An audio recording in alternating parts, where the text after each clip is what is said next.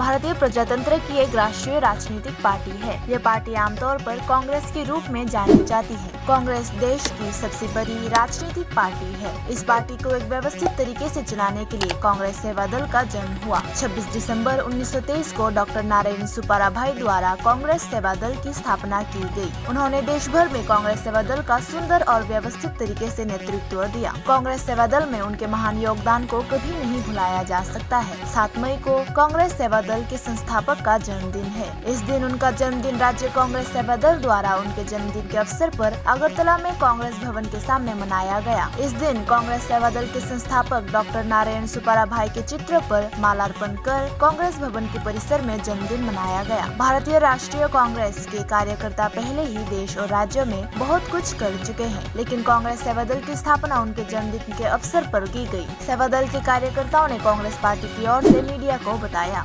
1923 28 December Congress सेवा दल प्रतिष्ठा হয়েছিল। कांग्रेस के सुशृंखल এবং রাষ্ট্রের কর্মকর্তাদের সুশিক্ষিত করে দলকে শক্তিশালী করার লক্ষ্যে এবং যিনি প্রতিষ্ঠা করেছিলেন ডক্টর নারায়ণ সুব্বারাও হারিকর, আজকে ওনার জন্মদিন।